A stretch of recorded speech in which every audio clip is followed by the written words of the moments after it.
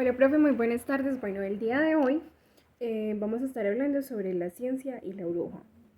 Por ende, vamos a iniciar como con unas definiciones para ya entrar en tema. Vamos a hablar sobre primero qué son las brujas, cuál es el concepto que se tenía. Entonces se dice que es una mujer que mediante sus conocimientos y ciertas aptitudes que se consideraban más o menos mágicas, que estas las adquirían por un pacto que hacían con el demonio y que podían provocar maleficios, enfermedades, pero que también podían curarlas, que empleaban ciertas sustancias concretas para ejercer su arte, pero mayormente utilizaban las bondades de la naturaleza. También vamos a hablar sobre los famosos incubos. Los incubos son demonios que existían en la creencia y en la mitología europea de la Edad Media. Y lo que hacían estos demonios es que se posaban sobre sus víctimas mientras éstas se hallaban durmiendo y lo que hacían era sostener relaciones sexuales con ellas. Ahora vamos a dar paso a la definición que se tenía por ciencia. Ciencia es un conjunto de conocimientos objetivos que son verificables y se estudia sobre una materia, sobre algo en específico, y esto se estudia mediante la observación, la experimentación, el análisis y la aplicación de ciertos principios, los cuales nos lleven a un resultado, lo que nos lleven a hacer hipótesis y que se puedan verificar. También se consideraban brujas a las mujeres que ponían resistencia a todo lo que imponían los hombres. Entonces, quien no fuera una mujer sumisa, quien no fuera una mujer domesticada en esta época, se consideraba que estaba bajo las influencias del demonio, por lo cual le daba carácter y le daba voz. Entonces, estas fueron unas de las consecuencias y de lo que llevó a los grandes feminicidios entre estos siglos. Es muy importante también tener en cuenta que sobre el siglo XV y sobre el siglo XVII, que fue cuando mayor auge tuvo el juicio contra las mujeres, se puede decir que está un 85%, un 90% de quienes eran llevadas a juicio por brujería eran asesinadas. Allí se puede decir que es donde en la historia se ha tenido los mayores feminicidios, ya que muchas eran llevadas allí porque eran parteras o porque tenían conocimientos de medicina mediante la naturaleza, entonces hacían sus brebajes y esto ya los hacían y las consideraban que eran brujas, porque en ese entonces la época siempre ha sido muy excluyente y decían que lo que estas mujeres hacían era fomentar pactos con el diablo para que éste le diera las aptitudes y las habilidades que requerían al momento pues, de que se presentasen enfermedades y ellas las curaran. Buenas tardes. Las brujas tenían la capacidad de conectar con cada árbol, cada objeto natural, cada animal, el cual tenía un espíritu que podían convocar, usar y comunicarse cuando quisieran. Las brujas podían controlar las fuerzas de la naturaleza, hacer que lloviera o cayera granizo y también podrían destruir cultivos y atraer plagas. Las mujeres analfabetas de nivel más bajo del orden social no tenían muchos medios para defenderse de la represión y las injusticias propias de la sociedad jerárquica. Es por eso que la bruja liberaba sus pasiones y violencia y significaba su alineación con el mundo, el cual no le ofrecía consuelo y le ofrecía escasas esperanzas de salvación. Se decía que las mujeres eran manipuladas por el diablo para cometer crímenes, ya que sus mentes estaban heridas y afligidas, y también perturbadas por las continuas apariciones de fantasmas, y su cerebro se encontraba en un estado de confusión. Weyer argumentó en contra de los castigos físicos de las brujas, ya que su concepción se basaba en que las mujeres eran el sexo más débil y crédulo. Pensaba que las mujeres eran victimizadas pasivamente por el diablo porque eran féminas, estúpidas y seniles, a diferencia de los hechiceros hombres que actuaban voluntariamente y podrían ser castigados por el diablo. Además, también las mujeres mostraban su debilidad de sexo, no controlaban sus emociones, eran impacientes y melancólicas y mentalmente débiles, y por eso era fácil para el diablo manipular sus pensamientos y actuaciones. Hablaremos sobre la ciencia, definida como la explicación naturalista de la brujería y que defendió a los acusados durante los años 70 del siglo XVI, la cual es una era ciega a causa de la superstición interpretada como único punto de vista sensato y objetivo. El médico Johann Weyer en 1563 ofreció una primera defensa de las brujas y su libro habla acerca de las actitudes hacia las mujeres inherentes a la filosofía natural predominante. Las características que tenían pues estas brujas o estas mujeres llamadas así es una en la cual dice que las brujas eran mujeres que a causa de su sexo son inconstantes y tienen una fe ambigua.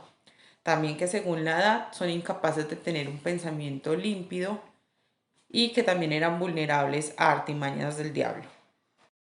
Rebeldes, transgresoras, defensoras de cuerpo y territorios, a pocas feministas nos pueden ya seguir contando el cuento de que las brujas son las malas de la historia, pero somos conscientes de hasta qué punto de su casa marcó la manera en que entendemos la ciencia y la participación en ella.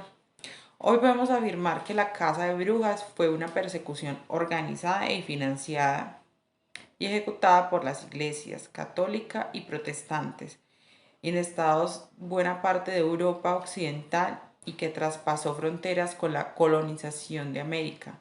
Ejercieron una violencia sistémica sin precedente contra las mujeres. Al menos el 85% de las personas acusadas no lo eran, al tiempo que se impuso un mandato social que sembró el pánico y cosechó el mayor feminicidio conocido hasta la fecha, con miles de ellas asesinadas, sobre todo entre los siglos XV y los siglos XVII. Su gran pecado fue organizarse y resistir. Desafiaron una concepción de feminidad basada en la mujer sumisa y domesticada. Se negaron a que otros tomasen decisiones sobre sus propios cuerpos y no se doblegaron sin más ante los avances de la incipiente economía capitalista que las relegaba a la esfera privada y ya amenazaba sostenibilidad de la vida.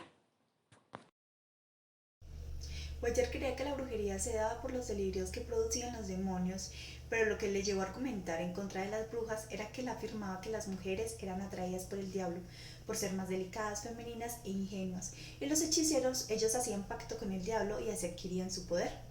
En Historias Disputes, el Discours de 1579, en ella se afirmaba que debido a la fragilidad de las mujeres eran melancólicas e incapaces de controlar sus emociones, en especial las ancianas. Para Weyer, eran mujeres estúpidas y mentalmente débiles. Por lo tanto, era más fácil que la mujer fuera engañada por el diablo. Weyer coincidía con el punto de vista de San Pedro, San Mateo y Quintiliano. Aristóteles y su traductor medieval Alberto Magno, de 1206 a 1280, ellos afirmaban que las mujeres eran más susceptibles a ser engañadas y a caer en la desesperación que los hombres. Como prueba de lo que se decía, Weyer expuso un himno a Palas Atenea.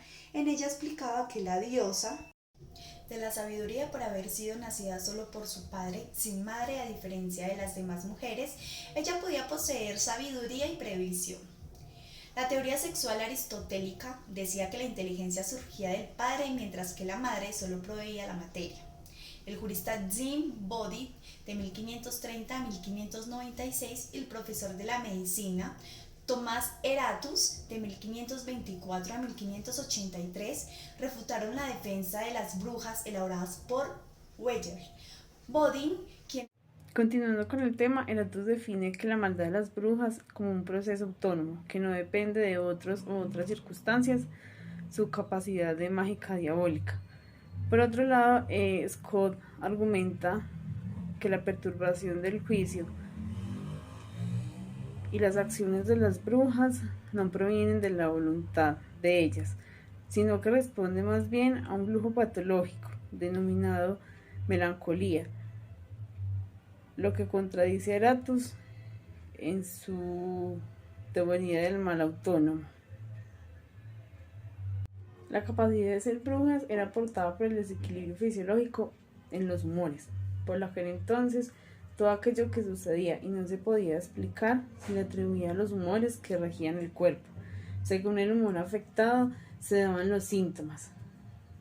Se dan descripciones primitivas de las alteraciones de las fases del sueño.